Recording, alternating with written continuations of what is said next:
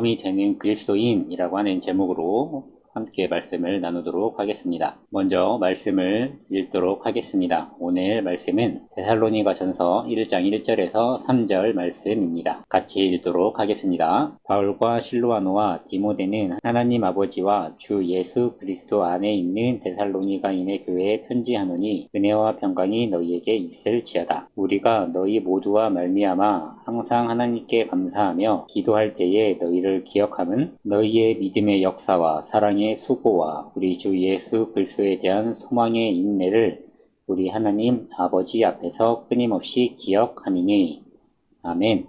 여러분들 편지를 써보거나 받아본 적 있으신가요? 편지는 서로의 소식을 주고받는 도구이죠. 예전에는 편지를 많이 사용하였지만 지금은 편지를 쓰는 일이 거의 없어요. 편지를 대신해서 서로의 소식을 주고받을 수 있는 통신수단이 다양하기 때문이죠. 핸드폰 하나만으로도 멀리 있는 친구하고 통화도 할 수 있고 얼굴을 마주보고 연락을 주고받을 수 있죠. 이전에는 글로만 서로의 소식을 주고받았을 텐데 이제는 영상통화라는 것을 통해서 해외에 있는 사람들하고도 정말 쉽게 연락을 주고받을 수가 있어요. 예전에는 사람들이 이 편지를 통해서 서로의 소식을 주고받고 또는 누군가에게 조언의 말을 해주고 싶을 때 편지를 이용하기도 했어요.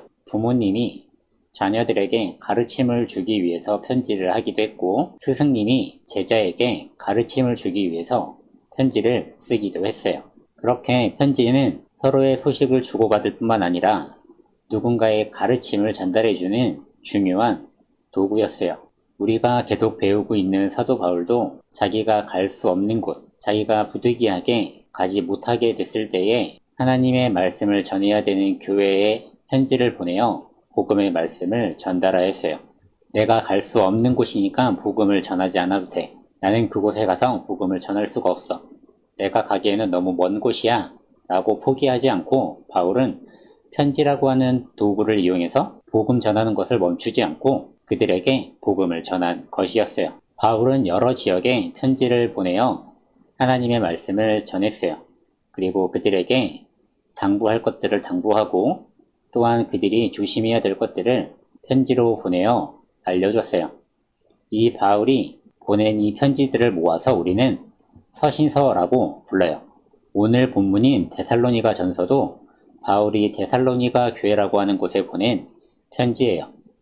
이렇게 바울은 몇몇 교회에 편지를 보냈고 그것들을 모아서 우리는 성경을 통해서 지금 보고 있는 것이에요.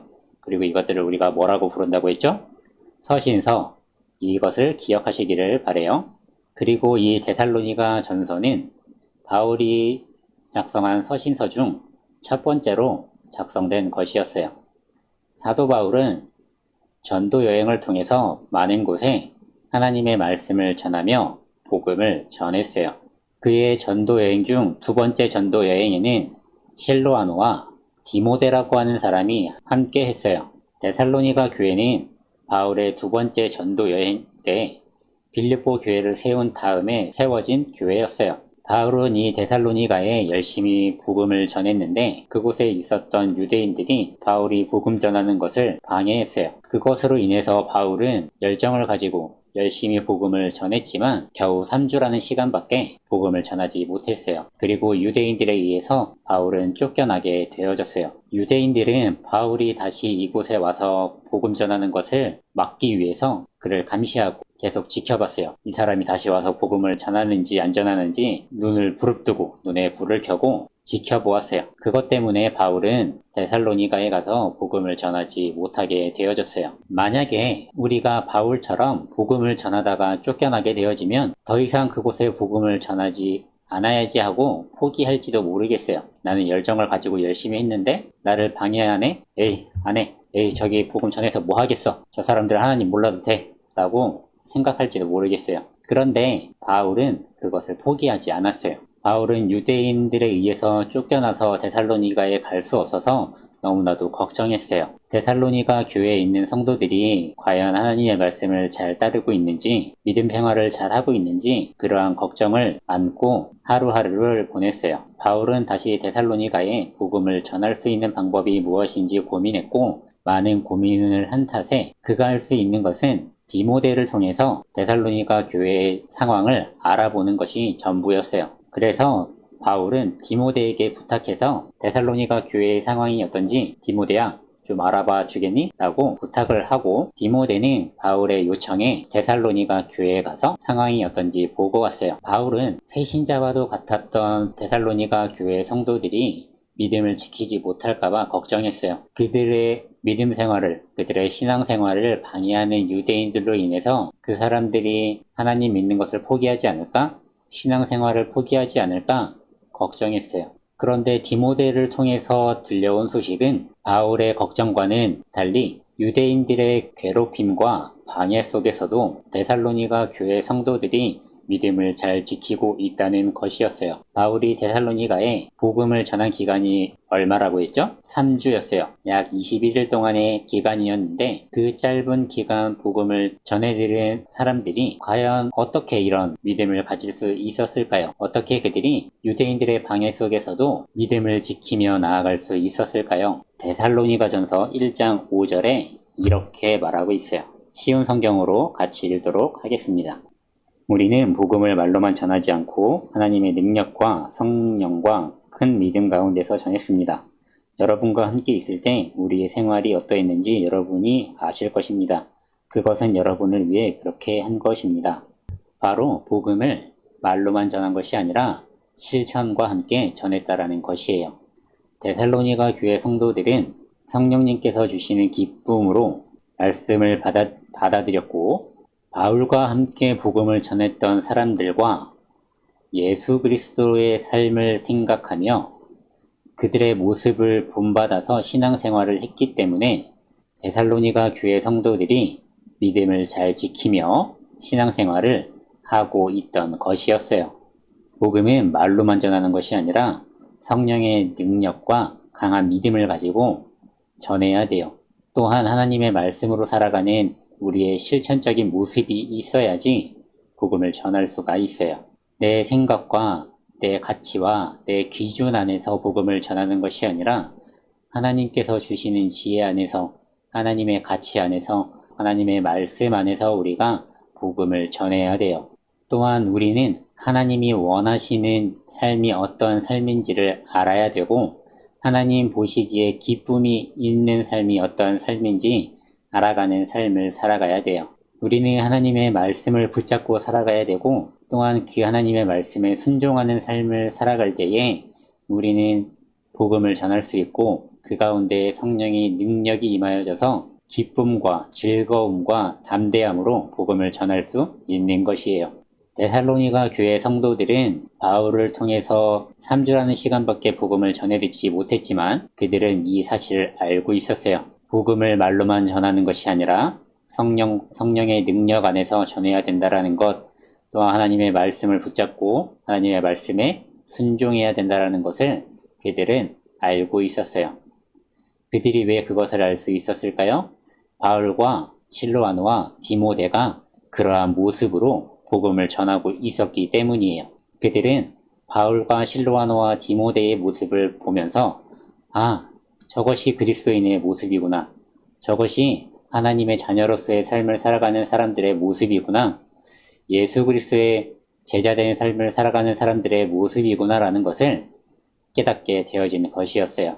바로 바울과 실로아노와 디모데가 데살로니가 교회 성도들에게 믿음의 본보기가 되는 모습으로 살아가고 있었기 때문에 그러한 모습으로 복음을 전하고 있었기 때문에 그들이 그것을 깨달을 수가 있었던 것이었어요. 데살로니가 교회 성도들의 믿음이 얼마나 크고 또한 그들의 신앙생활이 얼마나 신실하고 훌륭했는지 바울은 데살로니가 교회 성도들을 위해 기도할 때면 그들의 믿음의 역사와 사랑의 수고와 소망의 인내를 기억하고 있다고 말해요. 데살로니가 교회 성도들에게도 믿음을 지키지 못할 상황들이 분명히 있었을 거예요. 또한 그들의 신앙생활을 방해하는 일들이 많았을 거예요. 그런 방해 가운데에도 이 사람들은 믿음을 지켰어요. 믿음을 버리지 않고 더욱더 하나님 앞에 나아갔어요. 그들은 어떠한 상황 속에서도 어떠한 방해 속에서도 다시 오실 예수님을 기다리며 하나님의 말씀을 붙잡고 살아간 것이었어요.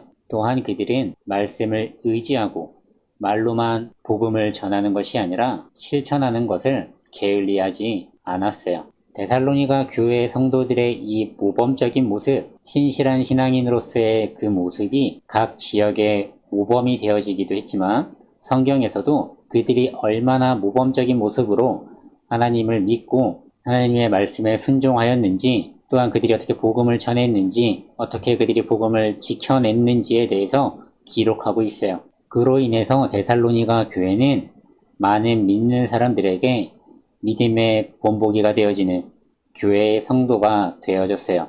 여러분들, 데살로니가 교회 성도들이 믿음의 본보기가 되어진 것 같이 우리 초등부 친구들이 믿음의 본보기가 되어지기를 주님의 이름으로 축복드립니다.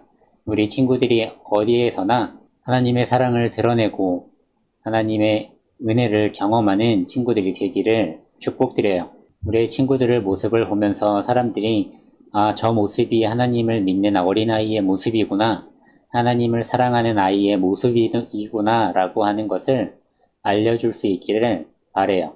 집에서 또는 학교에서 또는 학원에서 그리고 여러분들이 있는 곳에서 여러분들의 모습 속에 하나님의 자녀로서의 기쁨이 있는 모습이 보여지기를, 나타나기를 주님의 이름으로 축복드립니다. 또한 우리 친구들이 예수 그리스도의 삶을 따라 살아가는, 배우며 살아가는 인생이 되어질 수 있기를 주님의 이름으로 축복드립니다. 함께 기도하도록 하겠습니다.